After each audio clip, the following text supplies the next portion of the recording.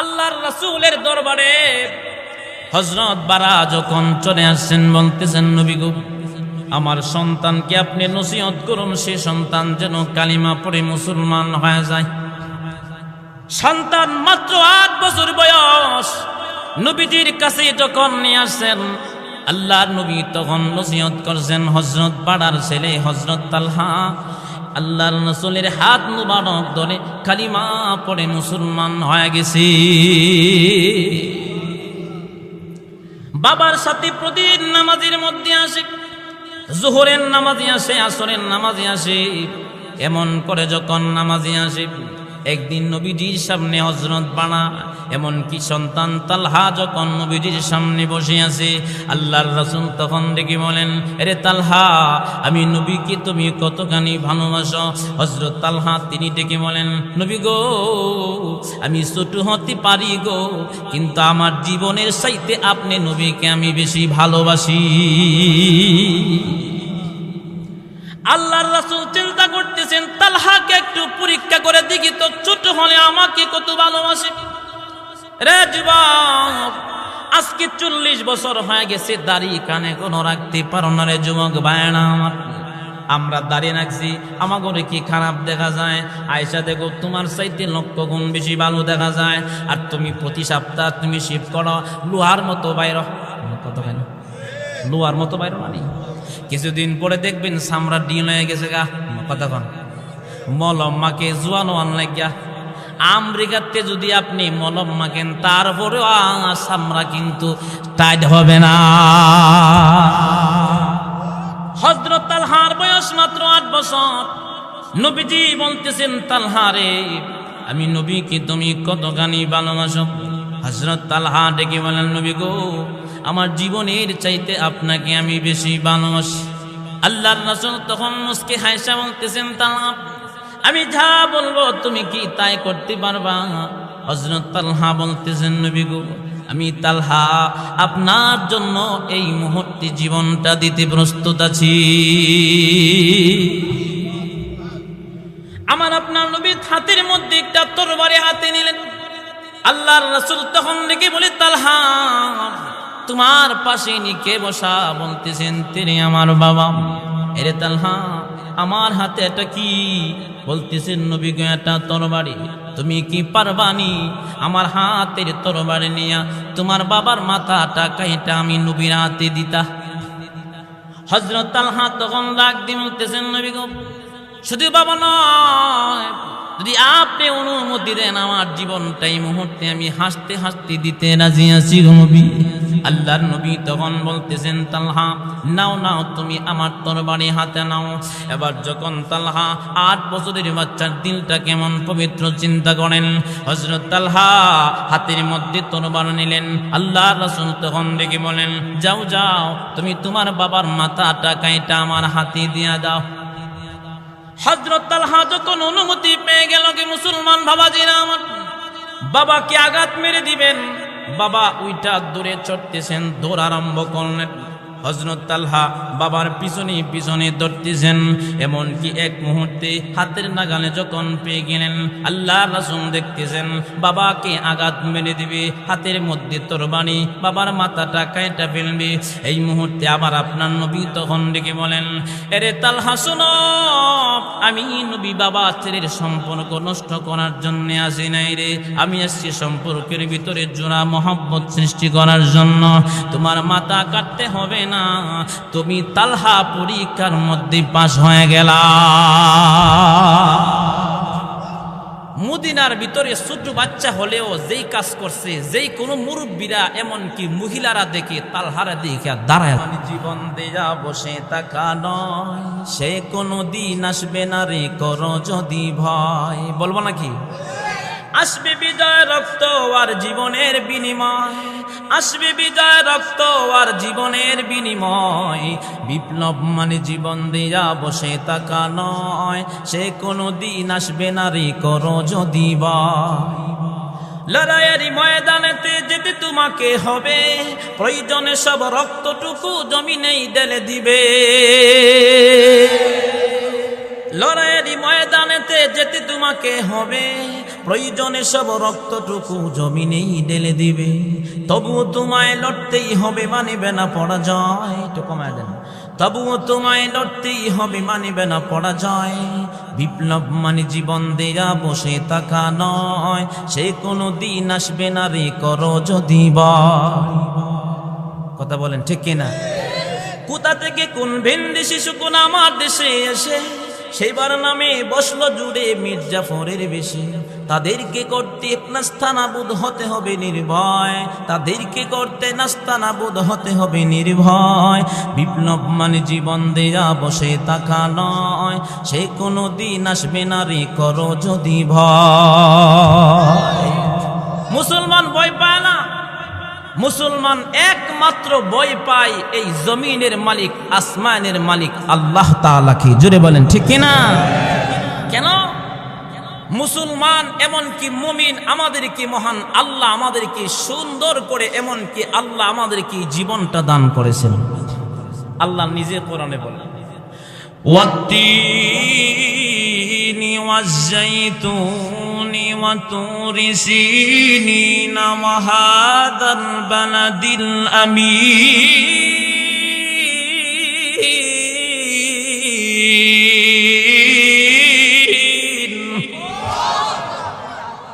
আল্লাহ পাক বলেন যে জায়গা হইতেছে না বিলে কিতাব পড়তাম আপনারা, একটু সামনে আগান, কষ্ট করে দেখেন একটু প্লিজ, একটু সামনে আগান, সামনে আগান, দেখা দিন, একটু একটু দেখা দিন, 2 আঙ্গুল করে দেখা দেন, একটু 2 আঙ্গুল করে দেখা দেন, একটু জিগিরি করি লা ইলাহা। জানেল ভাই আপনি একটু কষ্ট করে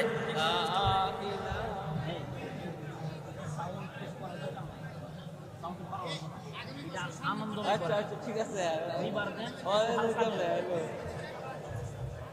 লা ইলাহা, আমরা বসি কেউ নারী না। লা ইলাহা ইল্লাল্লাহু মুহাম্মাদুর রাসূলুল্লাহ সাল্লাল্লাহু আলাইহি ওয়াসাল্লাম। নারে তাকবীর।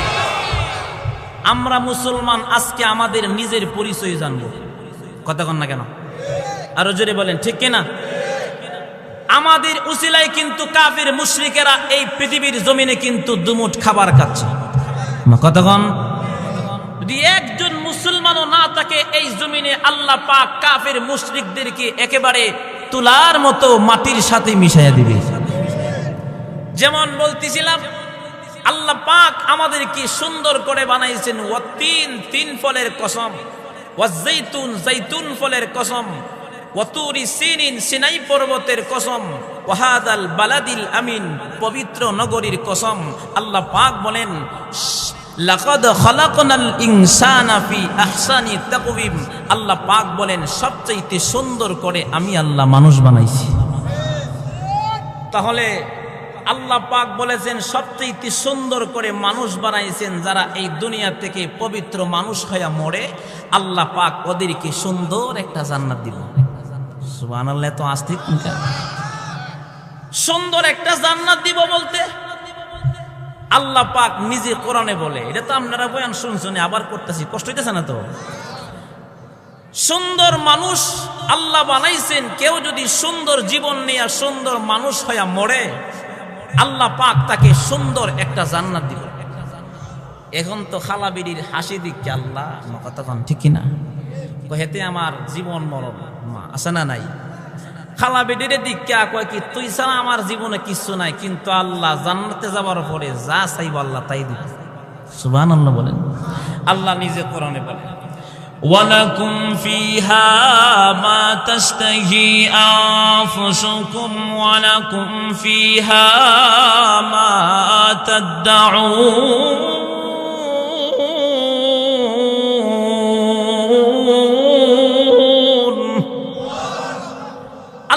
বলেন আমার পবিত্র মুমিন বান্দা বান্দি যারা, নুজুলাম মিন গফুরির রহিম, তারা যখন দুনিয়া থেকে চলে আসবে তাদেরকে আল্লাহ বলেন এমন একটা জান্নাত দিবে। আল্লাহর কোরআন সাক্ষী, আল্লাহ পাক বলেন আমার বান্দা বান্দি যা চাইব আমি তাই দিব। এখন তো দুনিয়ার জমিনে দেখবেন স্ত্রী একটা হাসি মারলে কয় কি তোর হাসি আর ভাল লাগে না, কতক্ষণ। এমন কি তারা ডেকে বলেন, যদি একটু দাঁত গোনা যদি দেখা থাকে তখন ডেকে বলেন আর হাসিস না, আর ভাল লাগে না। কিন্তু আল্লাহ পাক জান্নাতে যাওয়ার পরে মুমিনকে এমন একটা জান্নাত দিবেন, আল্লাহ পাক একদিন হযরত জিবরাইলকে ডেকে বলেন, এরে জিবরাইল, আমার বান্দা বান্দির জন্য এমন একটা জান্নাত আমি আল্লাহ বানাইলাম, তুমি যাও, তুমি একটু দেখে আসো। এবার জিবরাইল আল্লাহ পাকের বান্দাদের জন্য জান্নাত বানাইছেন। জান্নাত যখন দেখতে যাইতেছেন, ঘুরতেছেন, এক মুহূর্তে হযরত জিবরাইল তিনি অজ্ঞান হইয়া তিনি জমিনে পড়ে গেছে। জিবরাইলের যখন হুঁশ চলে আসছে, এমনি একটা কণ্ঠ শোনা যায়, মেয়েদের কণ্ঠ, ডাক দি বলতেছেন, ওগো জিবরাইল, আমি একটা হাসি দিলাম, আমার দাঁতের এই চাকরিটা, আমার হাসিটার ঝলকটা আপনার চোখের মধ্যে টাচ খাইছে, আপনি অজ্ঞান হইয়া দুনিয়াতে এমনকি আল্লাহর জান্নাতের ভিতরে অজ্ঞান হয়ে গেছেন।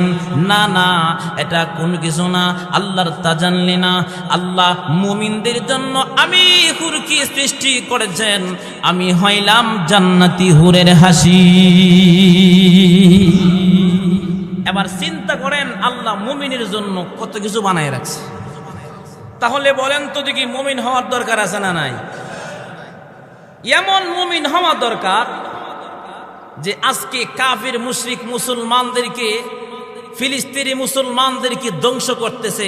এমনকি আজকে আমরা তাকায় দেখায় দেখতেছি, আন্দোলনের জন্য ডাক দিলে না জানি ময়রা জায়গা ফলায় থাকে। কথা কয় না? হ্যাঁ, জোরে বলেন, ঠিক কিনা? এটার নাম বাঁচানা, কতক্ষণ? এটার নাম বাসন না।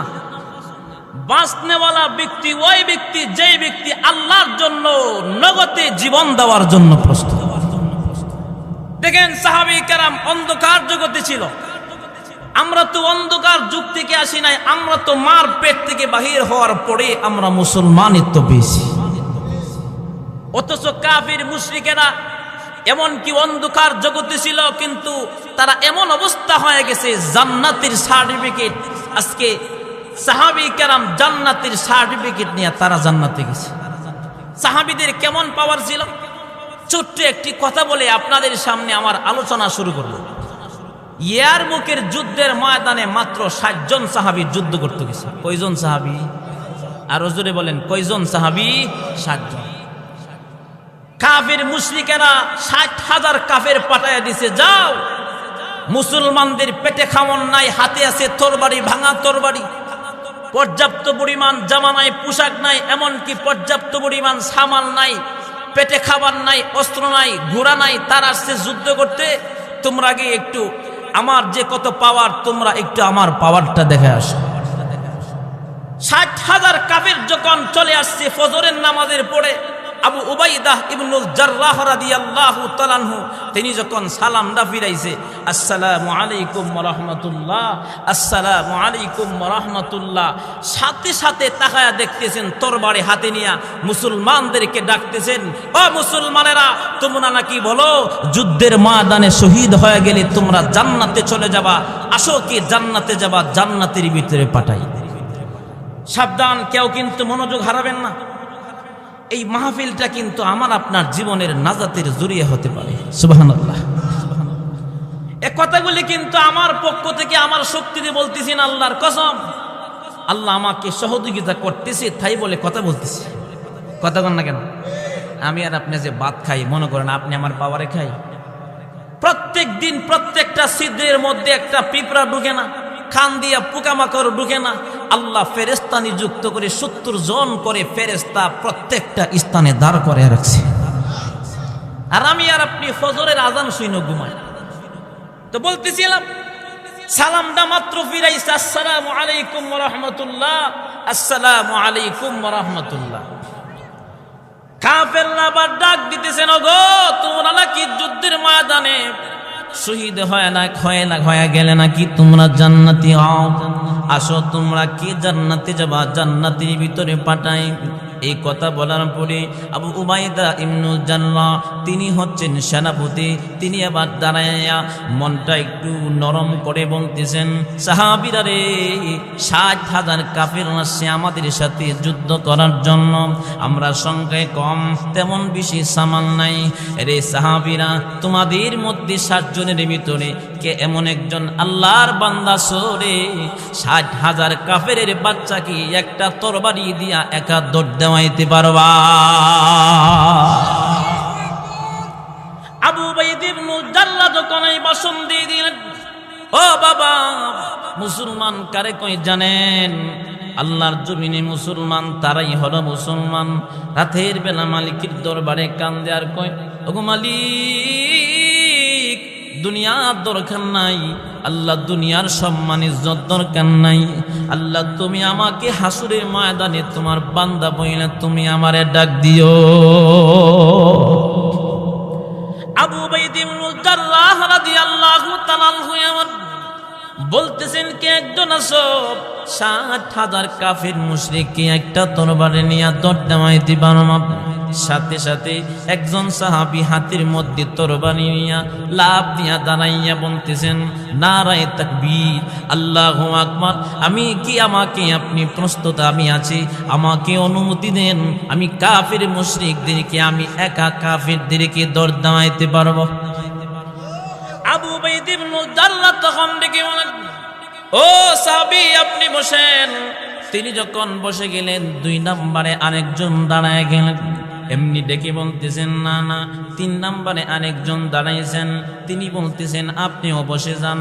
4 নম্বরে দাঁড়াইছেন নবীর সাহাবী হযরত খালিদ বিন ওয়ালিদ।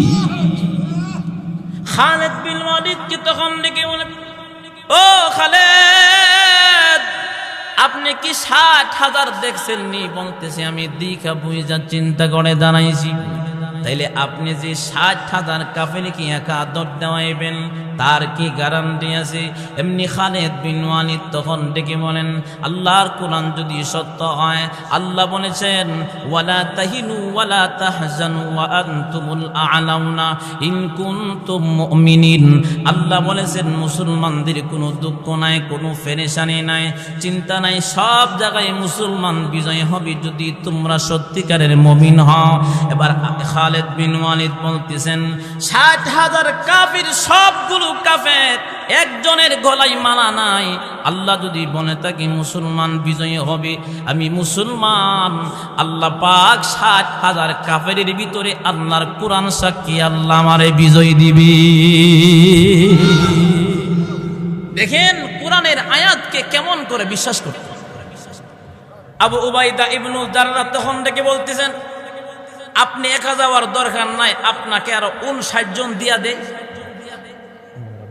যাক, যদি হোক, আমার দিকে তাকায় থাকেন, আমার দিকে আঙ্গুল কয়টা বলেন, কয়টা বলেন? আমাদের মালিক কয়জন? একজন। কেউ নাড়াচাড়া করবেন না প্লিজ। কি ঠিক আছে নি বাবাজিরা? 1 ঘন্টা চুপ হয়ে বসে থাকবেন, মোবাইল বন্ধ করবেন। আমি আলোচনা করতেছি, শুনেন, সিরিয়াল টু সিরিয়াল বলবো ইনশাআল্লাহ। আবু উবাইদা ইবনুল জাল্লাহ তখন বলতেছেন, আপনি একা যাওয়ার দরকার নাই, আপনাকে আরো 59 জন দেয়া যায়, আপনি সহ মাত্র 60 জন 60,000-এর বিরুদ্ধে ইসলামের পক্ষে যুদ্ধ করতে নেমে যান। আমি কিন্তু একেবারে মাতাল পর্যন্ত যাব। দেখেন সাহাবীদের কত পাওয়ার ছিল। আবু উবাইদা ইবনুল জাল্লাহ বলেন যে, আপনি সহ 59 জন দিয়ে দেই, এমনকি 60 জন আপনারা যুদ্ধের ময়দানে চলে যান। আবু উবাইদা ইবনুল জাল্লাহ বলেন, ও দুনিয়ার মানুষ শোনো, ফজরের নামাজের পর থেকে যুদ্ধটা আরম্ভ হয়ে গেছে। যুদ্ধের ময়দানে এমন ভাবে যুদ্ধটা লেগে গেছে, জোহরের সময় হয়ে গেছে, কিন্তু যুদ্ধটা শেষ হয় নাই। আসর পর্যন্ত যুদ্ধ চলতেছেন। আবু উবাইদা ইবনুল জাল্লাহ তিনি আবার আসরের নামাজ আদায় করে তিনি ঘোড়া নিয়ে রওনা করলেন। যুদ্ধের ময়দানে যাইয়া দেখেন ওইখানে কোনো মানুষের চেহারা দেখা যায় না, এমনকি ধুলা বালু উঠতেছেন। এমনকি এক মুহূর্তে আবু উবাইদা ইবনুল জাল্লাহ তিনি যখন নিচে নামছেন, কাফেরের একজন কাফেরের লাশ তার পায়ের মধ্যে লাগছে। আবু উবাইদ ইবনে জাররাহ তখন চিন্তা করতেছেন, মনে হয় মুসলমান শহীদ হয়ে গেছে। তিনি আবার লাশ উল্টায় দেখতেছেন, মুসলমান নয়, কাফেরদের লাশ দেখা যায়। এমনি আবু উবাইদা ইবনে জাররাহ চোখের পানি ছেড়ে দিয়া কান্দার ডেকে বলেন, আরে মালিক, মনে হয় 60,000 কাফেরের ভিতরে 60 জন সাহাবী মনে হয় শহীদ হয়ে গেছে। আল্লাহ মনে হয় কাঁধে করে লাশগুলি নিয়ে গেছে। যদি আমি লাশগুলি পাইতাম, আমি আরামের সাথে এমনকি সম্মানের সাথে দাফন করতাম। হঠাৎ করে আবু উবাইদা ইবনে জাররাহ তিনি এক মাঠের প্রান্তে তাকায় দেখেন, কি জানি রে একজন মানুষ দাঁড়ায় আছে। এবার তিনি ঘোড়া নিয়া রওনা হইলেন। কাছে গিয়া দেখেন দাঁড়ায় আছে নবীর সাহাবী হযরত খালিদ বিন ওয়ালিদ।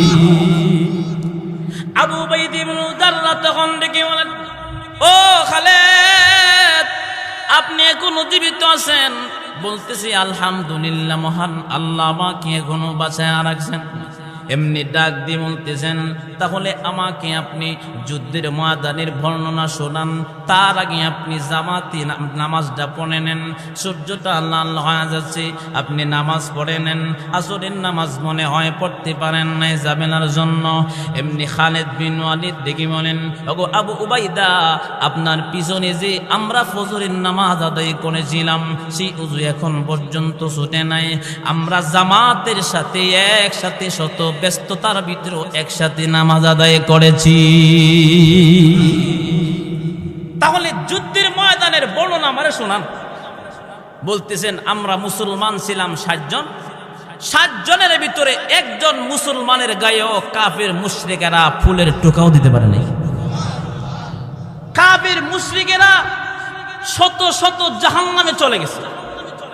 আপনাদেরকে একটা বাস্তব কথা শোনাই, মুসলমানদের কত পাওয়ার জানেন? আমি বাস্তব বলে, এটা কিন্তু অহংকারের জন্য না, শিক্ষার জন্য। আমি খাগড়াছড়ি মাহফিলে গেছিলাম কয়েক বছর আগে। তো আমি প্রাইভেট নিয়ে গেছি।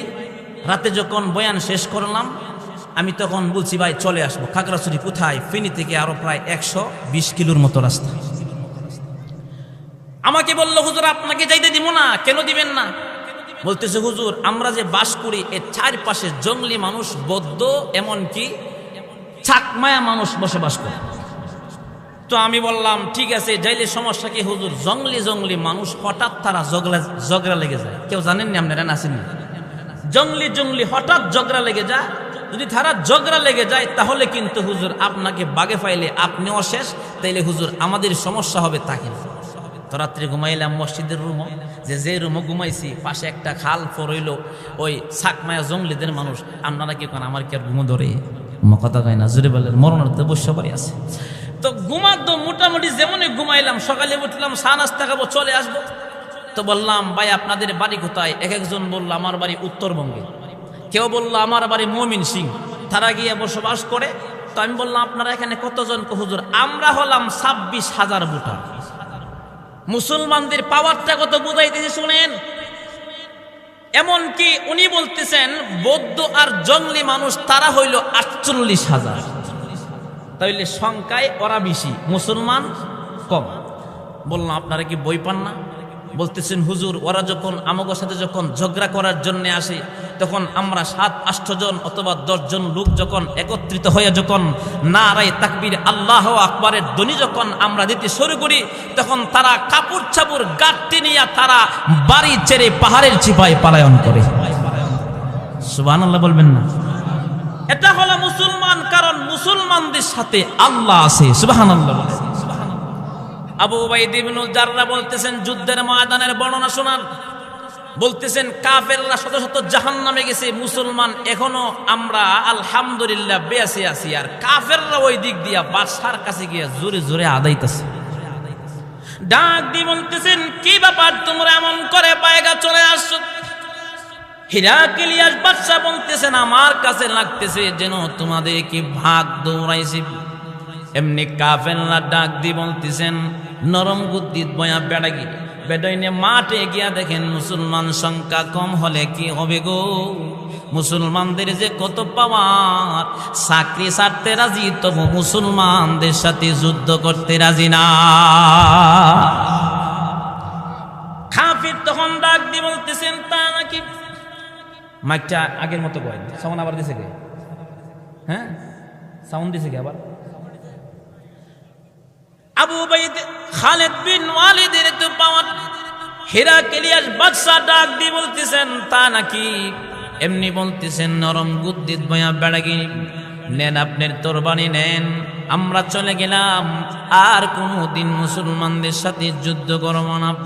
এমনি হেরাক্লিয়াস বাদশা বলতেছেন কারণটা কি?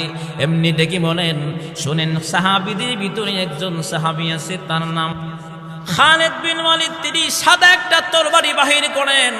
তরবারিটা যখন তিনি মাথার উপর দিয়া গোড়ায় গো, এমনকি গোড়ানোর সময় দেখতে পায় একটা তরবারি তিনি যখন তার জবান দিয়া নারে তাকবীর আল্লাহু আকবারের ধ্বনি যখন জবান দিয়া বাহির করে ফেলে, আমরা তাকায়া দেখি একটা তরবারি সমস্ত আসমানের মধ্যে ঘুরতেছে।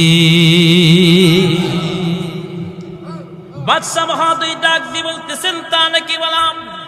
এমনি বলতেছেন ওগো বাদশা মহোদয়, শুধু তাই না, শুধু তা না, খালিদ বিন ওয়ালিদ তিনি যখন তরবারিটা বাহির করেন, তিনি মাথার উপরে যখন এমন করে সোজা করে উঠায়, তিনি আল্লাহু আকবারের দড়ি দিয়া যখন আমাদের মাথার উপরে চেনে দেয়, আমরা তাকায় দেখি গো একটা তরবারি ৬০,০০০ তরবারি হইয়া আমাদের মাথার উপরে আসতেছি। সকলে গভীর মনোযোগ, মুসলমানদের তারা কেমন ছিল? আমি আপনি তো মুসলমান হয়ে গেছি, খিচুড়ি মার্কা মুসলমান হয়ে গেলাম, কেউ কষ্ট নিবেন না। খিচুড়ি মার্কা কেমন হয়ে গেছি? নামাজ পড়ে ঠিক, পূজাতে যাইতেছি, নামাজ পড়ে ঠিক, বাউল গানে আমরা যাইতেছি, কথা কয় না, নামাজ পড়ে ঠিক, সুদের টাকা সুদের সাথে আমরা সম্পর্ক রাখতেছি, নামাজ পড়ে ঠিক, আবার দেখা যায় মানুষের সুগম করতেছি, নামাজ পড়ে ঠিক, কত না গুনার সাথে জড়িত আছি। না না, মুসলমান আল্লাহ পাকের কাছে দামি হওয়া যায় না এমন করে, আল্লাহর কাছে দামি হওয়া যায় যার দিনটা বড় পবিত্র, আল্লাহর কাছে তার দাম তত বেশি, সেই মানুষটা আল্লাহর কাছে প্রিয়। হেরাক্লিয়াস বাদশা তখন ডাক দিয়ে বলতেছেন শোনো, এই খালিদ বিন ওয়ালিদের এত পাওয়ার, তাহলে ওই মানুষটা কি দুনিয়াতে আর বাঁচানো রাখা যাবে না?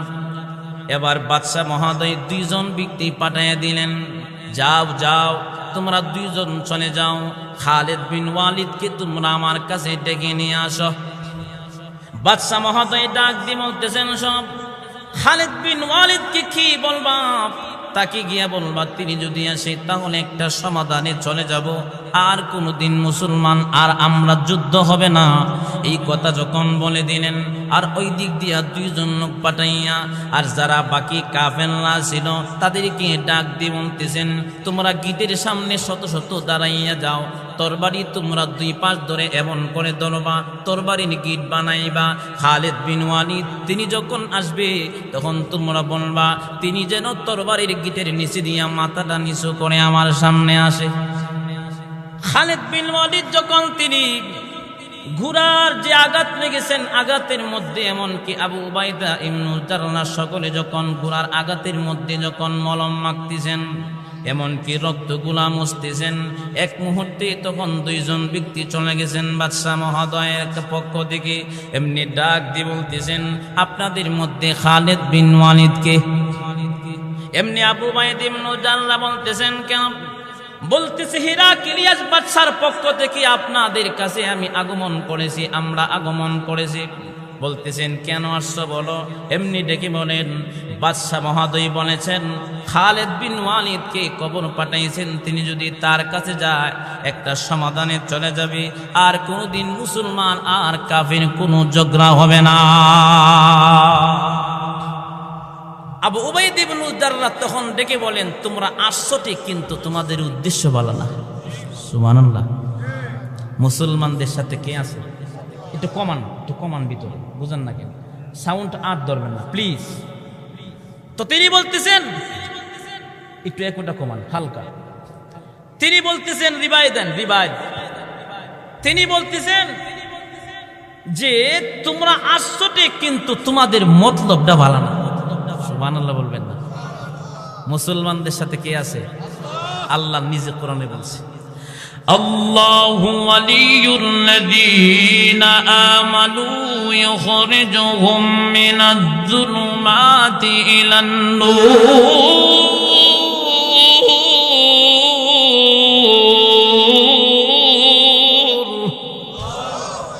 আল্লাহ বলেন মুসলমান ইমানদারদের অভিভাবক হচ্ছে কে?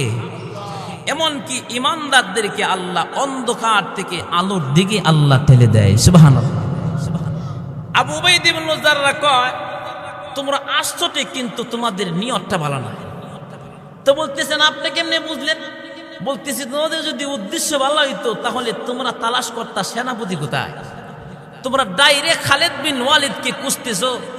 এই কথা যখন বলছেন তোমাদেরকে অনুমতি দেওয়া হবে না তাদেরকে নেওয়ার জন্য, সাথে সাথে খালিদ বিন ওয়ালিদ তিনি ঘোড়ার উপরে সওয়ার হইয়া বলতেছেন, দেখেন সমাধানে আসা আমার রাসূলের সুন্নত, আপনি আমার প্রতি কষ্ট নেবেন না। আমি চললাম হিরাক্লিয়াস বাদশার দরবারে। সুবহানাল্লাহ, সুবহানাল্লাহ। বাদশার দরবারে কি হয় একটু খেয়াল করেন।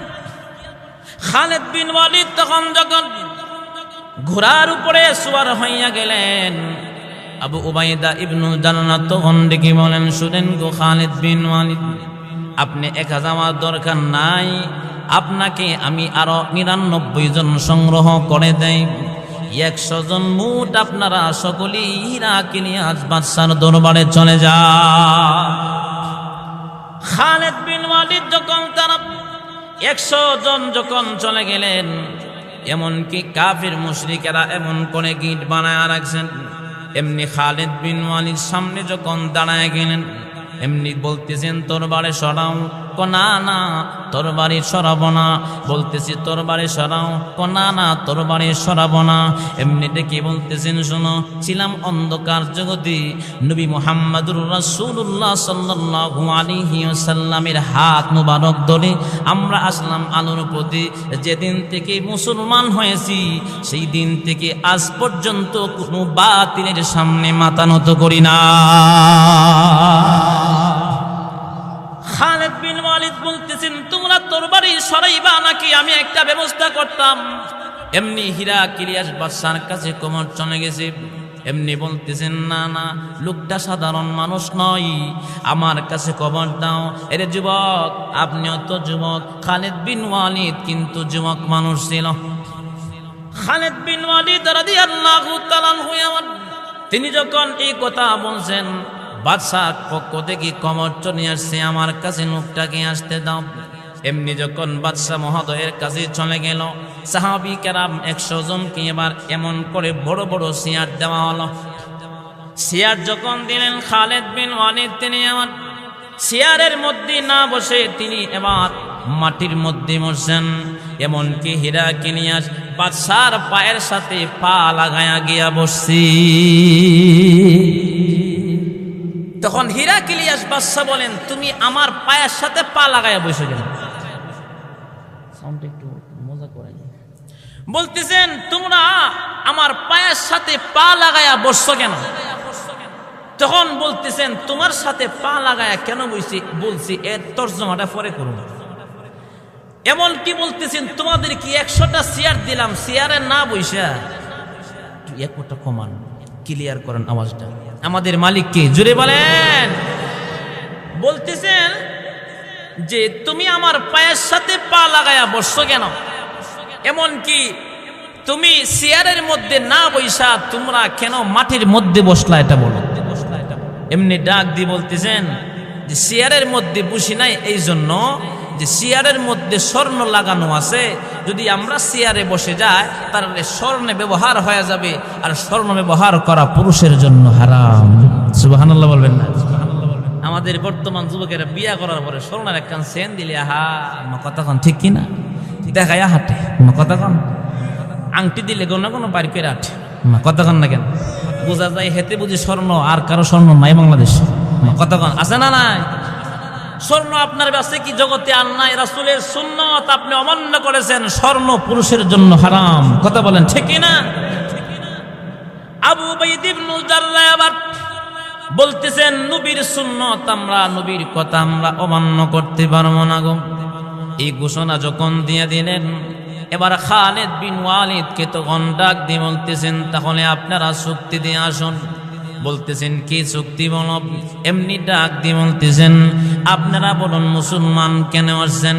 এমনি খালিদ বিন ওয়ালিদ শত শত কাফির মুশরিকদের সামনে দাঁড়ায় ওই দিন বলেছিলেন, আমার 1 নাম্বার আবদার হলো তুমি কালিমা পড়ে মুসলমান হয়ে যাও। বলতেছেন না না, ইসলামের মধ্যে আপনি কি জোর করে আমাকে নেবেন? না না, জোর করে ইসলামের ভিতরে আনন্দিত নেই। তাহলে আপনি 2 নাম্বার আবদার বলেন।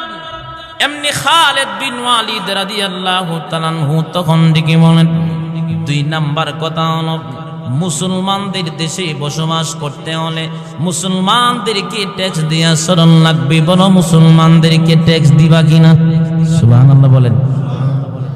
হিরাক্লিয়াস বাদশা বলতেছেন যে তুমি কি আমাকে বই দেখাও? তুমি কি আমাকে কি ভয় দেখাইতেছো? তুমি কি দেখে আসছো তোমার জন্য যে আমি এমনকি গিরের সামনে যে লক্ষ লক্ষ রেডি আছেন, সাথে সাথে তরবারি বাহির করে খালিদ বিন ওয়ালিদ যখন মাথার উপর দিয়া গুড়াইছে, ওই যে কাফির মুশরিকের আয়েশা বলছিল যে 60,000 তরবারি, কথাটা মন হইছে পড়ে বাদশার একটা পেটে চিপা মারছে। সুবহানাল্লাহ বলেন। এক মুহূর্তে তার বড় বাদশা তো বাদশাই বলতেছে, খালিদ যদি আমি অনুমতি দেয় তাহলে কিন্তু তোমাকে টুকরো টুকরো করে ফেলবে। সাথে সাথে খালিদ বিন ওয়ালিদ তরবারির বাহির করে এবার হিরাক্লিয়াস বাদশার গলার মধ্যে ধরছে। সুবহানাল্লাহ বলেন। গলায় যখন ধরলো তখন ডাক দিয়ে বলতেছেন, তুই বলেছিলে না যে তোর পায়ের সাথে পা লাগায়া কেন বসছি? পা লাগায়া বসছি এই জন্য আমরা জানি তোরা সমস্ত কাফের মুশরিক 100টাই গাথা। এত আস্তে ঠিক বলেন কেন? আরো জোরে বলেন ঠিক কিনা? আমরা জানি তোরা কাফের মুশরিকেরা 100টাই গাথা। এমনকি তোরা যখন সুযোগ পাস তখন মুসলমানদেরকে তোরা কষ্ট দিতে তোরা তিল পরিমাণ ইনসাফ করস না। কথা বলেন ঠিক কিনা? খালিদ বিন ওয়ালিদ বলতেছেন যে আমি জানি তুই এমন একটা নিয়ত করবে আমাকে টুকরো টুকরো করার জন্য, তো আমি তোর পায়ের সাথে পা লাগাইয়া বসছি এই জন্য আমি যেন তোর গলাটা লাগল পাই। সুবহানাল্লাহ কইতেন না? বলতেছেন শুন, তুই যখন আমাকে অনুমতি দিবি টুকরো টুকরো করার জন্য, তখন কিন্তু তুই আমাকে টুকরো করার আগে তোর কাফের মুশরিকেরা আমি তোর দেহ থেকে কল্লাটা জমিনে ফেলে দিব। এই কথা যখন বলেছিলেন, আর আমাকে যখন টুকরো করা হবে তুই হিরাক্লিয়াস বাদশা দেখতে পারবে না। ওই দিন সমস্ত লক্ষ লক্ষ কাফের 100 জন মুসলমানের সামনে বলেছিলেন, তোমরা মুসলমান যেমনি বলবা আমরা কাফেররা তোমাদের কথা মেনে আমরা চলবো। নারে তাকবীর একজন দেন। নারে তাকবীর। আল কোরআনের আলো। নারে তাকবীর। একটু জিকির করি লা ইলাহা। ঠিক আছে, লা ইলাহা ইল্লাল্লাহু মুহাম্মাদুর রাসূলুল্লাহ। এখন আমার যুবক ভাইরা, আর মাত্র কয়েকটা মিনিট বয়ান আমার শেষ।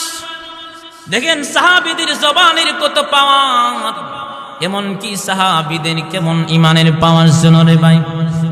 নামাজ পড়ি আজকে আমরা মুসলমান ভয় পায় না জানি মরে যায়, অথচ আল্লাহর জমিনে আল্লাহ পাকের কাছে কিন্তু নামাজ পড়লে কিন্তু দামি হওয়া যায় না, এমনকি মাথায় পাগড়ি দিলে কিন্তু দামি হওয়া যায় না। 5 লাখ টাকা দিয়া হজ করলে শুধু আল্লাহর কাছে পেয়ারা হওয়া যায় না, মওলার কাছে পেয়ারা হওয়া যায়। দিলটা যদি ভালো হয় আল্লাহর কাছে তার দাম বেড়ে যায়। নবীর একজন সাহাবী, তার নাম হচ্ছে হযরত বাড়া। প্লিজ দিলটা নরম করে ফেলেন। হযরত বাড়া, তার সন্তান একজন আছে, তার মাত্র বয়স হলো 8 বছর। হযরত বাড়া প্রতিদিন নামাজের মধ্যে আসেন, কেউ কথা বলবেন না। মাইকের সাউন্ড যেমনই হোক আপনারা শুনেন, কারণ মাইকের সাউন্ড জায়গাটা শুরু হওয়ার কারণে সমস্যা হচ্ছে। কতক্ষণ ঠিক কিনা? 10 মিনিট কোনো আওয়াজ নাই। আল্লাহর নবীর সাহাবী হযরত বাড়া প্রতিদিন নামাজের মধ্যে যখন আসেন, হঠাৎ করে একদিন নবীজির সামনে এসে বলেন, নবী গো, আমার একটা ছেলে আছে, মাত্র তার বয়স হলো, আল্লাহর রাসূলকে বলেন 8 বছর। নবী গো, আমার সন্তানকে আপনি ইসলামের দাওয়াত দেন, আমার সন্তানটা যেন কালিমা পড়ে মুসলমান হয়ে যায়। নবীজির কাছে নিয়ে আসছেন, ও যুবক, আজকে মোবাইল চালান 20,000 30,000 টাকা দামের এই মোবাইলে বাউল গানের অভাব নাই, এমনকি ফালা গানের অভাব নাই। ফালা গান ঘুমায়, আর এমনকি মনে আনন্দিত হয়। ফালা গান শুনতে শুনতে অনেকেই আছেন ঘুমান। মনে রাখবেন, ফালা গান আর বাউল গান শোনো অবস্থায় যদি ময়রা যান, তাইলে কিন্তু ওই গানটা জাহান্নামের কারণ হতে পারে। কি গান? ফালা গান শুনলে কি সব আছে? কথা কয় না? আরো জোরে বলেন। বাউল গানের সব আছে। এই পৃথিবীতে কোনো গানের কোনো বিল নেই। আরো জোরে বলেন, আরো জোরে বলেন। এমনকি অনেকে কয় কি হুজুর ফালা গান শুনলে নাকি মন শান্তিও। তুমি শতান, জোরে বলেন ঠিক কি না? ভাই একটু জোরে বলেন ঠিক কি না বলেন। এমনকি কয় কি হুজুর ফালা গান, এটার ভিতরে অনেক কিছু আছে বেটা, তুই তো নষ্ট নামাজই করতে বেটা ফালা গান শুনিস। কথা কন, আরো জোরে বলেন ঠিক কি না? হুজুর বাউল গান অর্থ বুঝেননি বেটা, সূরা ফাতিহা হলো না বাউল গান মারাইছো, কথা কন না কেন? যারা ফালা গান আর বাউল গানের পক্ষে বলবে, ওদেরকে সমাজের কোনো ভালো কাজে ডাকবেন না। জোরে বলেন ঠিক কি না? আচ্ছা বলেন তো দেখি, গানের কোনো ভ্যালু আছে? আজ থেকে কয়েক বছর আগে শুনছিলাম 5টা গান বেরিয়েছিল, কেউ শুনে? কুত্তা বেলায়ও শুনে না। কথা কন, এর একটু হাসেন, হাসতে সব আছে। কথা কন সুবহানাল্লাহ কন। আর গানও গিয়া জীবন দালাইলে সব নাই। কথা কন, এখানে এসে মরে গেলেও মাহফিলের উসিলে আল্লাহ মাফ করে দিল। কথা কয় না? আমরা সবাই জান্নাতি, বিশ্বাস হয় না?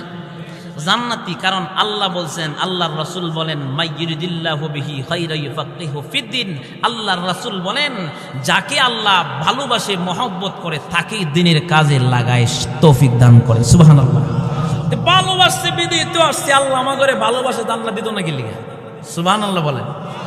আর গানও গিয়া যদি ফালা গান আর বাউল গানে মরে যান গা, ফেরেশতা হেতেরে বারে ঠেলা একেবারে সাইজ করে লাইব। কথা কন, আরো জোরে বলেন ঠিক কি না? আচ্ছা বলেন, 5টা গানের কোনো বিলু আছে? কুত্তা বিলেও শুনে না। দেখবেন কিছু কিছু লোকের আবার কয় কি 2 টাকার মৌলবীরা কি জানে, কথা কয় না। দেখবেন সারা রাত গান গীত গায়া নাচ্ছা নুচ্ছা, ঘুম নাই, হারে খাওয়ান নাই। দেখবেন মানুষে গাঞ্জাকুর দেখতেছে, হিরুঞ্চি, কথা কয় না, হিরুঞ্চি দেখতেছে, হারে কি অবস্থা, কি অবস্থা, সাথে সব সাথে হয়েছে। কতক্ষণ দেখবেন ভালো বলো সব কিছু নষ্ট। এমনকি তারা হেতে আবার কই কি হুজুররা 2 টাকার মৌলবী ইমামতি করে এই করে। তো আমরা বলতে চাই যে আলেম ওলামারা বাংলার জমিনে এমনও আছে যে একদিন এক মাসে যত টাকা এমনকি মানুষ সম্মান করে দেয়, হেতেরে বেয়াজতি করে, এমনকি টাকা দেয় 5,000 আর 6,000। কথা কয় না? আর আলেমদেরকে যাই দেয় আলহামদুলিল্লাহ আল্লাহর পক্ষ থেকে, এমনকি ইজ্জত সম্মান, এমনকি জনগণ আলেমদেরকে কলিজার টুকরা ভাবে। কথা বলেন ঠিক না বেটে? যেমন বাউল গান বাড়িয়েছিল, ফাটি যায়। দেখবেন অনেকে ফালা গানে কয়, কেরামান কাতিবিন রোজ হাসরের দিন যদি আল্লাহর কাছে করি অভিযোগ, আমি বলবো দুনিয়ায় ছিলাম ফলসার লোক। কথা কেন? আরো জোরে বলেন ঠিক কিনা? আচ্ছা কন্ত দেখি এই কথা কফিটা কি মানিত পড়বো একটা? এই জোরে বলেন, মানিত পড়বো কি জানেন? ও কিরামান কাতিবিন রোজ হাসরের দিন যদি আল্লাহর কাছে করি অভিযোগ, আমি বলবো দুনিয়ায় ছিলাম ল্যাংটা বাবার লোক। নাউজুবিল্লাহ। বাদ গিয়ে কয়েন, জোরে বলেন নাউজুবিল্লাহ। কি কন আপনারা বিশ্বাস হয়? ফেরেশতারা কইব যে ঠিক আছে যখন ছিলা তার মতো যাও গা। ফেরেশতারা কইব নাকি? ফেরেশতারা কইব হাত কেলেটা কই। কথা কন ঠিক কিনা? হাট কেলে ফেরেশতা এমন ভাইরান বারে একেবারে সাইজ করে, তোর ল্যাংটা বাবার ছিলি না, তোর সাইজ করার সময় হয়েছে। আমার কথা বলেন ঠিক কিনা? বলতেছিলাম বাবাজিরা আমার যে ফাটি যায় গান আর কেউ শুনে না, কিন্তু আপনাদেরকে প্রমাণ আমি একটা দিয়া দেই। আল্লাহ পাকের কালাম এখানে অনেকে 40 বছর যাবৎ শুনতেছেন, অনেকে 50 বছর যাবৎ শুনতেছেন। আজ পর্যন্ত সূরাতুল ফাতিহা দিয়ে ইমাম সাহেব নামাজ পড়ায়, এমনকি আমরা নামাজ পড়াই, আজ পর্যন্ত শুনছেন কেউ বলছে যে হুজুর কত ইমাম আসলো আর সূরা ফাতিহা পড়লো, আপনি এই সূরা এখনো আপনি পড়েন, একটু পরিবর্তন করেন হুজুর, সূরা ফাতিহা মজা লাগে না? কেউ কইছে? ওই কথা কোন কইছেন? তার মানে ফালা গান আর বাউল গান, বিলাই মার্কা গান সব কিছু ফিউজ। কথা কোন আরো জোরে বলেন। কেউ আপনাদেরকে সাক্ষী রেখে বলি, কেউ বলতে পারে বাউল গান আর ফালু গান বলা জায়েজ আছে, আমি সারা জীবন তার গোলামি করি, এতে বড় কথা আছে? আমি বলছি কেউ যদি প্রমাণ করতে পারে এই বাংলাদেশের মধ্যে যে কোনো বাউল শিল্পী এমনকি অমুক তমুক এনতেন, কেউ যদি প্রমাণ করতে পারে বাউল গান আর ফালা গান শোনা জায়েজ আছে, শুনলে সওয়াব হবে, আমি আল আমিন হুমায়ুপুরি ঘোষণা দিলাম আপনাদের সামনে, আল্লাহর কসম আমি জীবনের জন্য তার গোলাম হয়ে যাব। তার মানে বুঝতে পারছেন বাউল গানের কোনো বিল নাই। বাউল গান কেউ যদি পায়খানা একটা প্যাকেটের ভিতরে ঢুকাইয়া যদি কেউ কয় পায়খানা বড় খাওয়ান যায় যাচ্ছে পবিত্র, আপনারা কি তা করেন? পায়খানা পবিত্র হয়ে গেছে গা, কথা কোন পবিত্র হয়ে গেছে গা? গান নাপাক নাপাক, এটা কিয়ামত পর্যন্ত নাপাকি থাকবে। এমন কি গান নাজায়েজ, কুরআন আল্লাহ পাকের কালাম সূরাতুল ফাতিহা যত শুনি ততই মজা লাগে। সুবহানাল্লাহ। আলহামদুলিল্লাহি রাব্বিল আলামিন আর রহমানির রহিম মালিকি ইয়াউমিদ্দিন,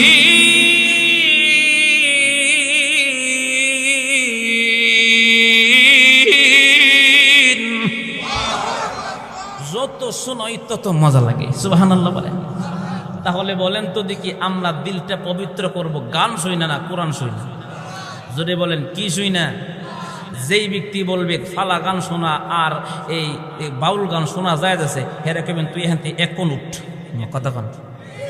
হের কোনো কথা শুনবেন না, হের কুতুর কথার কোনো বেলু নাই। হে যেমন শতান, গানও কই শতানের গোষ্ঠীরা। বলতেছিলাম ভাইয়ের আমার, এই কথাটা সাহাবীর জীবনে বলে আমার বয়ান শেষ। আল্লাহর রাসূলের দরবারে হযরত বারা যখন চলে আসছেন, বলতেছেন নবী গো, আমার সন্তানকে আপনি নসিহত করুন, সে সন্তান যেন কালিমা পড়ে মুসলমান হয়ে যায়। সন্তান মাত্র 8 বছর বয়স, নবীজির কাছে যখন নিয়ে আসছেন, আল্লাহর নবী তখন নসিহত করছেন হযরত বারার ছেলে হযরত তালহা আল্লাহর রাসূলের হাত মুবারক ধরে কালিমা পড়ে মুসলমান হয়ে গেছে। বাবার সাথে প্রতিদিন নামাজের মধ্যে আসে, জোহরের নামাজে আসে, আসরের নামাজে আসে। এমন করে যখন নামাজে আসে, একদিন নবীজির সামনে হযরত বানা এমনকি সন্তান তালহা যখন নবীজির সামনে বসে আছে, আল্লাহর রাসূল তখন ডেকে বলেন, আরে তালহা, আমি নবীকে তুমি কতখানি ভালোবাসো? হযরত তালহা তিনি ডেকে বলেন, নবী গো, আমি ছোট হতে পারি গো, কিন্তু আমার জীবনের চাইতে আপনি নবীকে আমি বেশি ভালোবাসি। আল্লাহর রাসূল চিন্তা করতেছেন, তালহাকে একটু পরীক্ষা করে দেখি তো, ছোট হলে আমাকে কত ভালোবাসে। রে যুবক, আজকে 40 বছর হয়ে গেছে, দাড়ি কানে কোনো রাখতে পারো না রে যুবক ভাইরা আমার। আমরা দাড়ি রাখছি, আমাগরে কি খারাপ দেখা যায়? আয়েশা দেখো, তোমার চাইতে লক্ষ গুণ বেশি ভালো দেখা যায়। আর তুমি প্রতি সপ্তাহ তুমি শিব করো, লোহার মতো বাইর, কত কেন লোহার মতো বাইর মানে কিছুদিন পরে দেখবেন চামড়া ডিল হয়ে গেছে গা, কথা কন। মলম মাকে জোয়ানো আন লাগিয়া, আমেরিকাতে যদি আপনি মলম মাখেন তারপরেও চামড়া কিন্তু টাইট হবে না। হযরত তালহার বয়স মাত্র 8 বছর। নবীজি বলতেছেন, তালহা রে, আমি নবীকে তুমি কতখানি ভালোবাসো? হযরত তালহা ডেকে বলেন, নবী গো, আমার জীবনের চাইতে আপনাকে আমি বেশি ভালোবাসি। আল্লাহর রাসূল তখন মুস্কি হাসা বলতেছেন, তালহা, আমি যা বলবো তুমি কি তাই করতে পারবা? হযরত তালহা বলতেছেন, নবী গো, আমি তালহা আপনার জন্য এই মুহূর্তে জীবনটা দিতে প্রস্তুত আছি। আমার আপনার নবী হাতের মধ্যে একটা তরবারি হাতে নিলেন। আল্লাহর রাসূল তখন ডেকে বলে, তালহা, তোমার পাশে নিকে বসা। বলতেছেন, তিনি আমার বাবা। এরে তালহা, আমার হাতে এটা কি? বলতেছেন, নবী গো, এটা তরবারি। তুমি কি পারবানি আমার হাতের তরবারি নিয়া তোমার বাবার মাথাটা কাইটা আমি নবীর হাতে দিতা? হযরত তালহা তখন ডাক দিয়ে বলতেছেন, নবী গো, শুধু বাবা নয়, যদি আপনি অনুমতি দেন আমার জীবনটা এই মুহূর্তে আমি হাসতে হাসতে দিতে রাজি আছি গো নবী। আল্লাহর নবী তখন বলতেছেন তালহা নাও নাও তুমি আমার তরবারি হাতে নাও। এবার যখন তালহা 8 বছরের বাচ্চার দিলটা কেমন পবিত্র চিন্তা করেন, হযরত তালহা হাতের মধ্যে তরবারি নিলেন। আল্লাহর রাসূল তখন ডেকে বলেন যাও যাও তুমি তোমার বাবার মাথাটা কাইটা আমার হাতে দিয়া দাও। হযরত তালহা যখন অনুমতি পেয়ে গেল কি মুসলমান বাবাজিরা আমার, বাবাকে আঘাত মেরে দিবেন, বাবা উইটা দূরে চড়তেছেন, দৌড় আরম্ভ করলেন। হযরত তালহা বাবার পিছনে পিছনে দৌড়তেছেন। এমনকি এক মুহূর্তে হাতের নাগালে যখন পেয়ে গেলেন, আল্লাহর রাসূল দেখতেছেন বাবাকে আঘাত মেরে দিবে, হাতের মধ্যে তরবারি, বাবার মাথাটা কাইটা ফেলবে। এই মুহূর্তে আবার আপনার নবী তখন ডেকে বলেন এরে তালহা শোনো, আমি নবী বাবা ছেলের সম্পর্ক নষ্ট করার জন্য আসি নাই রে, আমি আসছি সম্পর্কের ভিতরে জোড়া মহব্বত সৃষ্টি করার জন্য। তোমার মাথা কাটতে হবে না, তুমি তালহা পরীক্ষার মধ্যে পাস হয়ে গেলা। মদিনার ভিতরে ছোট বাচ্চা হলেও যেই কাজ করছে, যেই কোনো মুরব্বীরা এমনকি মহিলারা দেখে তালহারা দেখে দাঁড়ায় যাবে। আর দেখে বলেন সেই ছেলেটা ছোট হইলে কি তার দিলটা বড় পবিত্র। এমন করে যখন দিন যাইতেছেন, রাত্র পোহাইতেছেন, ও যুবক ভাই দিলটা একটু নরম করেন, একটা ফোঁটা চোখের পানি ফেলেন, দেখেন আল্লাহর রাসূলের জন্য 8 বছরের শিশু বাচ্চাটা কেমন পাগল। আল্লাহর নবী তখন আল্লাহর নবীর কাছে আসে, এমনকি যায় প্রতিদিন নামাজে আসে, এমনকি প্রতিদিন যখন মসজিদে যায়। আহারে এক মুহূর্তে দিন যাইতেছেন, রাত্র পোহাইতেছেন, হঠাৎ করে একদিন হযরত তালহা গভীর রাত্রে ঘুমায় আছে, মা ঘুমায় আছেন, বাবা ঘুমায় রয়েছে। হঠাৎ করে একদিন হযরত তালহা গভীর রাত্রে ওইটা কান্না করতেছেন। এমনি হঠাৎ তার কান্নার আওয়াজ শুনে মা যখন ঘুম ভেঙে গেল, এমনি মা ঘুম থেকে উঠলেন, বাবা ওইটা বলতেছেন বাবার তোমার কি সমস্যা? 8 বছরের বাচ্চা হযরত তালহা কান্দে আর ডেকে বললেন মা গো, আমি কেন কান্দি গো মা, সহ্য করতে পারবা না গো মা। শুনলেন এমনি বলতেছেন তোমার কি সমস্যা? এমনি ডেকে বলেন ওগো মা, আমার দিন সাক্ষী দেয় গো মা, আমি তালহা মনে হয় দুনিয়াতে আর বাঁচব না, আমি তালহা মনে হয় দুনিয়া থেকে বিদায় হয়ে যাব গো মা, আমার মনে হয় হায়াত শেষ হয়ে গেছে, আমার দিন সাক্ষী দে গো মা, আমি মরে যাব। যেই সন্তানের এই কথা যদি বাবা মা শুনে তাইলে কিন্তু বাবা মা ঠিক থাকতে পারে না। এমনি হঠাৎ ডেকে বলতেছেন মাগো, আমি মরণের আগে তোমাদের কাছে আমি একটা কথা বলতে চাই, কথাটা রাখবানি। এমনি ডাক দিয়ে বলতেছেন বাবা তুমি কি বলতে চাও? এমনি ডেকে বলেন মাগো, আমার কলিজার টুকরা নবীজিকে আমার জীবনের চাইতে আমি বেশি ভালোবাসি। হযরত তালহা ডাক দিয়ে বলতেছেন মাগো, যদি আমি তালহা গভীর রাত্রে আজই মারা যায়, আমার মৃত্যুর সংবাদটা আমার কলিজার টুকরা নবীজির কানে তোমরা দিবা না? এই কথা শোনার পরে মা কান্না করেন, বাবা চোখের পানি ছেড়ে দিয়া কান্দেন। এক মুহূর্তে হযরত তালহা বলতেছেন কেন রে বাবা, তোমার কবর মৃত্যুর কবর নবীকে শোনাবা না? ছোট বাচ্চাটা আল্লাহর নবীকে কেমন ভালোবাসে চিন্তা করেন। এমনি তালহা তখন ডেকে বলেন মাগো, আমার বাড়ি থেকে আমার পেয়ারা নবীর বাড়ি হচ্ছে গোমা 3 কিলোমিটার রাস্তা গোমা, 1 কিলোমিটার রাস্তা মুসলমানের বাড়ি গোমা, আর 2 কিলোমিটার রাস্তা কাফেরদের বাড়ি গোমা। আমার নবী যদি গভীর রাত্রে মৃত্যুর সংবাদ শুনে অবশ্যই গোমা আমার জানাজার ইমামতি, এমনকি আমার জানাজায় শরীক হয়ে যাবে গোমা। আমার নবী যদি গভীর রাত্রে একা একা আসার ক্ষেত্রে কোনো সাথী সঙ্গী না পায়, আর যদি একা একা আসে, আমার নবীকে যদি একা পাইয়া কোনো কাফেররা কষ্ট দেয়, মাগো আমার রাসূলের দেহ থেকে যদি 3 পরিমাণ রক্ত ঝরে গোমা, আমি তালহা যদি মরে যায়, আমার মালিক আল্লাহর সামনে আমি দাঁড়াতে পারবো না। হযরত তালহা যখন এই কথা বলছে মাগো, আমার রাসূলকে তোমরা কবরটা দিবা না, আমার রাসূলকে কাফেররা কষ্ট দিলে আমি সহ্য করতে পারবো না। এই কথা শোনা মাত্রই মা বাবা চিল্লাইয়া কাঁদতে আরম্ভ করে দিলেন, বাবা রে তুমি এত ছোট মানুষ, তোমার নবীকে তুমি এত ভালোবাসো, জোরে বলেন না সুবহানাল্লাহ। হযরত তালহা কিছুক্ষণের ভিতরে দুনিয়া থেকে বিদায় হয়ে গেলেন। মা বাবা যে কথা বলেছেন সেই কথা রাখছেন। তাড়াতাড়ি দাফনের ব্যবস্থা করলেন। দাফন যখন হয়ে গেছে, ফজরের আজান হয়ে গেছে, প্রতিদিন বাবার আঙ্গুল ধরে তালহা বাবার সাথে নামাজে যায়। আজকে বাবা নামাজে গেলেন, কিন্তু আজকে তালহা নবীজির পিছনে নামাজ পড়ে না। আল্লাহর রাসূল নামাজের শেষে পিছনের দিকে তাকায় দেখে বাড়ায় কাকা বৈশাখ কান্দে। এমনি ডাক দি বলেন, কিরে বানা তোমার কি হয়েছে? তো নবী গো, মনে কষ্ট, মনে বড় দুঃখ, বলতেছেন কি সমস্যা? ওগো নবী, আল্লাহর কাছে আমার সন্তান চলে গেছে। আল্লাহর নবী ডাক দিয়ে বলতেছেন, রে তালহা কোথায়? বলতেছি আপনার তালহা চিরদিনের জন্য আল্লাহর কাছে চলে গেলেন। আল্লাহর রাসূল তখন বলেন, আমার কাছে তুমি খবর পৌঁছায় না কেন? এমনি ডাক দিয়ে বলতেছেন, নবী গো, আমার সন্তান ছোট মানুষ, কিন্তু আপনাকে এত ভালোবাসে আমরা জানতাম না। আমার সন্তান বলেছে আপনাকে যদি খবর দিয়ে আর একা যান, কাফেররা যদি আপনাকে আঘাত করে, তাইলে নাকি সেই যুবক আল্লাহর সামনে দাঁড়াতে পারবো না। এমনি আল্লাহর রাসূল বলেন, তাড়াতাড়ি আমার তালহার কবরের পাশে নিয়ে যাও।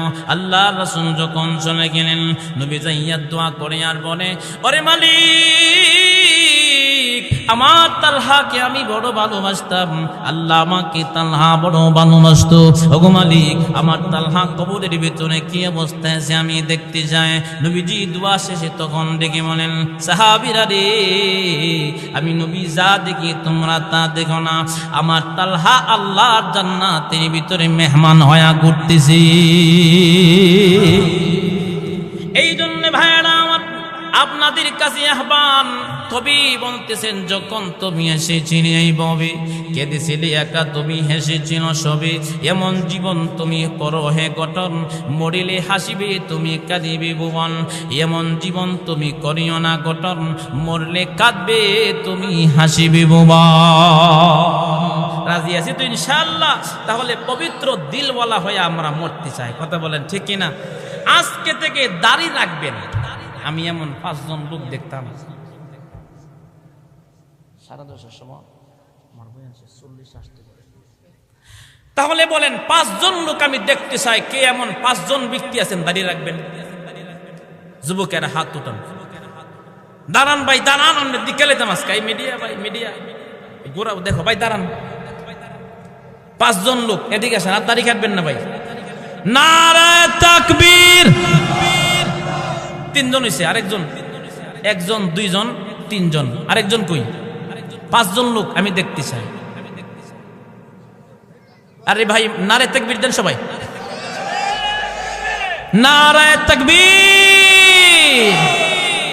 দোয়া করি আল্লাহ পাক যেন আমার এই যুবক ভাইদেরকে যেন 1000 বছর হায়াত দিন, যদি বলেন আমিন। আল্লাহ পাক যেন ইসলামের জন্য কবুল করেন, যদি বলেন আমিন। পরিবার পরিজন সন্তানাদি আল্লাহ পাক যেন বালা মুসিবত থেকে সকলকে হেফাজত করে, যদি বলেন আমিন। এ ভাইকে আল্লাহ বহুদিন পর্যন্ত বাঁচিয়ে রাখুক। পরিবার পরিজন বাবা যাদের মারা গেছে সকলকে আল্লাহ যেন জান্নাত দান করেন, যদি বলেন আমিন। তাহলে 1 নাম্বার। 2 নাম্বার হইল, আমরা আজ থেকে ওয়াদা করি তো, ফজরের নামাজের ফজর নামাজ থেকে আমরা কে কে নামাজ পড়বো? হাত তুলে উঠেন। নারায়ে তাকবীর পড়বেন তো ইনশাআল্লাহ ভাই? হাত নামান, পড়বেন তো? আল্লাহ আপনাকে আল্লাহ কবুল করে, কোন আমিন। আমগো ভালো গাট মানুষের এই মুসল্লিদের জন্য সকলে দোয়া করবেন, কথা বলেন ঠিক কিনা? এতক্ষণ আপনারা বয়ান শুনছেন, আমি ছোট্ট একটা গল্পের মাধ্যমে আপনাদের কাছ থেকে আমি বিদায় নিব। কষ্টই বনি, কথা কন, কষ্টই বনি। আরে ফ্যানটা অফ করে দেন, একটা ফ্যান। শোনেন, আমার দিকে দেখান, আমাদের মালিক কে? দেখেন, এখানে বর্তমানে একটা কথা বলে ফেলি, আপনারা আমার পক্ষে আছেন না নি? কথা কয় না। হুজুর আসি ঠিক, দৌড়ানি দিলে আমরা নাই, কথা কয় না। আমরা আসি ঠিক, দৌড়ানি খাইলে আমরা নাই, এমন হইবেন? আমার পক্ষে আছেন তো? এখন কিন্তু বর্তমানে বাড়ি বাড়ি কিছু পিসাব ঢুকছে, কথা কন না কেন? কথা কয় না। ওদের 1 নাম্বার মিশন হইল মহিলা করে হাত করতে। দেখবেন মাথার মধ্যে হাত দেখে, মা তুমি তো বালা মানুষ, কেমন লজ্জা, চিন্তা করেন, কথা কন না কেন? হে মহিলার মাথা হাতে ঢুকে লিগা, কথা বলেন ঠিক কিনা? আর আপনি কেমন একটা আবেড়া মানুষ আপনার বউরে দিয়েছেন পিসাবি মাথায় হাত দেওয়ার লেগে, কথা কন না কেন? আর জোরে বলেন ঠিক কিনা? কি কথা কি ভুল বলছি না ঠিক বলছি? মহিলা করে মাথায় হাত এমনি মরা আর বললে কি মা মাশাআল্লাহ মাশাআল্লাহ ছু মা, কথা বলেন ঠিক কিনা? আছে না নাই? এই এলাকায় এমন ঢুকলে যুবক সচেতন যুবকেরা আপনারা দৌড়াইয়া দিবেন, কোনো গুণ হইতো না, সব হইব, কথা কন না কেন? সব হইব, গুণ হইতো না। কি বিশ্বাস করেন না আপনারা? কি কন বিশ্বাস করেন? এখন তো মাথায় পাঞ্জাবি দেখলে টুপি দেখলে মাশাআল্লাহ আল্লাহ কত বড় হুজুর মা, কথা কন ঠিক কিনা? যেমন এক বিডা বাজারের মসজিদে এক দুলাভাই সৌদি আরবটা আইছে, কথাটা বুঝে সৌদি আরবটা আসছে, দুলাভাই পাঞ্জাবি আনছে, জীবন পাঞ্জাবি কিনছে না, দুলাভাই পাঞ্জাবি কিনতে আবার বাজারে গেছে, পাঞ্জাবি যে কোন পড়ছি তাহলে নামাজটা হইরই লাই। তো বাজারের মসজিদে দেখবেন বাজারে মসজিদ একটু যত্ন থাকে না তেমন, একটু ভাঙা, তখন হে গিয়া একেবারে আড়ালে গিয়া বসছে, একেবারে সাইডে। তখন এক মুহূর্তে বাজারের মধ্যে ইমাম সাহেব দেখবেন অনেক বাজারে নাই, কারণ খাওয়ান দাওয়ান খাওয়াই তারা না, যারে পাই তার ইমাম বানাই দেয়। তখন মুসল্লিরা বলতেছে হারে আজকে তো দেখা যায় কোনো হুজুর নাই। এক মুহূর্তে দেখেন পাঞ্জাবি আর টুপি পাগড়ি বুইরা এক কোনার মধ্যে এক হুজুর বইছে। তখন মুসল্লিরা কিরে ওই যে একটা হুজুর দেখা যায় পাঞ্জাবি বিন্দা, হেডেরা ধরে লইয়া সামনে আন, আমাদের নামাজটা আজকে সেটা লাই। হের কাছে গেছে, কো ভাই সাহেব নামাজ তো পড়াইতেন, কো ভাই পাঞ্জাবি দুলাভাইয়ের পাঞ্জাবি, কথা বলেন পাঞ্জাবি দুলাভাই। কো আরে ভাই সাহেব একটু আসেন নামাজটা পড়াইতেন, কো এই রুমালও দুলাভাইয়ের। এক মুহূর্তে কইরে হুজুররা যান না না জোর করে সামনে খাড়া করন লাগে, এমন আবেগী মানুষ আছে না নাই? এক মুহূর্তে ওই বেড়ারে যাইতা দৈরানের সামনে খাড়া করছে। এখন বেড়া চোরা খারা জীবনও বাড়া না, বেড়া শিখছেও না। এখন বেড়া নামাজের মধ্যে প্রথমেই নামাজে আল্লাহু আকবার কইয়া মনে মনে চিন্তা করে, হা চোরা তো পারি, যাই হোক আমি আউযু বিরাব্বিন নাস, সবার শেষে চোরা এবার দিচ্ছে কুল আউযু বিরাব্বিন নাস। এক রাকাত যখন পড়ছে এবার চিন্তা করে, হা এখন কোন চোরা পড়তাম, কথা বলেন ঠিক না? এখন কোন চোরা পড়তাম? নামাজ যখন এবার এক রাকাত পড়ছে, এবার সেজদার মধ্যে গেছে যে ভাঙা যে আসেনি, ভাঙা দিয়া এবার বেড়া বাইরইয়া এক গাছের আঘাত হচ্ছে। এখন মুসল্লিরা 9 বার 11 বার 13 বার 19 বার একেবারে 20 বার 21 বার পর্যন্ত কয়ে লাইছে। এখন দেখবেন কিছু কিছু মুসল্লি আছে মাথা উল্টায় দেখে কি অবস্থা, কি আছে না নাই? কথা কই না, আছে না নাই? তো এক মুসল্লি মাথা উল্টাই লাইছে। তখন বলতেছে এখন উড়া না কিল্লা, তখন কই রে কিয়ামতের আগে মাথা উঠতো না। ও কিল্লিগা কবেড়া ইমাম হয় নাই তোর মাথা উঠবে কেমনে? এক মুহূর্তে তখন বলতেছেন তো ইমাম গেল কই? তখন বিশ্রাইয়া বাড়ি করছে যে ভাই সাহেব আমি তো আগেই কইছিলাম পাঞ্জাবি দুলাভাইয়ের, কথা বলেন ঠিক কিনা? আজকে দাড়ি টুপি দেখলেই হুজুর আর পিসাব মনে করা যাবে না। পিসাব হওয়ার যোগ্যতা তার একটা যোগ্যতা হলো আলেম হতে হবে, এমনকি তাফসীর পড়ানোর যোগ্যতা থাকতে হবে, তাকে পিসাব মানা লাগবে। গাঞ্জা খায় আর মুরিদ লইয়া বিঠেল লইয়া নাচানাচি করে, কিয়ামতের আগে ওই ব্যক্তি পিসাব হতে পারে না, কথা কন ঠিক নেবে ঠিক? যেমন এক চেয়ারম্যানের মাইয়ার বিয়া কইতাম নি, বক্তা পড়তেছে, কারণ শেখ সাদি ভাই এমন এক ব্যক্তি চমৎকার আলোচনা করে। 10 মিনিট বক্তা নিয়ে আসেন, তো কি খয়রাতাম নাকি দা? চেয়ারম্যানের ভাইয়ার বিয়া। তো এক মুহূর্তে যখন বিবাহ, তো দেখবেন বিয়ার মধ্যে দাওয়াত দেওয়ান লাগে না, একটা গোষ্ঠী আছে, সেই গোষ্ঠীর নাম কি বলেন তো? কুকুরের গোষ্ঠী, কথা কন ঠিক কিনা? তো এক মুহূর্তে সমস্ত কুকুর একত্রিত হয়ে বলতেছেন কিরে গরুটা কেমন? মোটামুটি তাজা আছে। তাইলে আগামী শুক্রবার একটা মিটিং হবে, সকলে আসবে। ঠিক আছে। সমস্ত কুকুর যখন আগামী জুমার দিন শুক্রবার আসলো, তখন একত্রিত হয়ে বলতেছেন কিরে পাক শাক কতটুকু হয়েছে তা তো জানা নাই, সিরিয়াল টু সিরিয়াল একজন গিয়ে দেখে আসো পাক শাক কত হয়েছে। আপনারা মনোযোগ করলে আমি কইতাম না।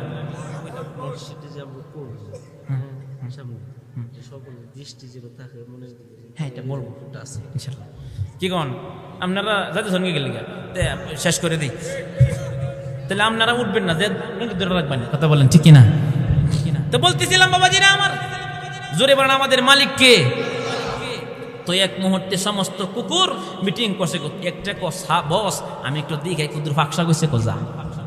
তো বাবুরসি তো এমনি যারা বাবুরসি একবার মিজাজ খারাপ থাকে, না জানি কোন বরযাত্রী আয়া পড়ে, না জানি কোনো বেজাল ডিরি হয়, মান সম্মান যাওয়ার আশঙ্কা থাকে।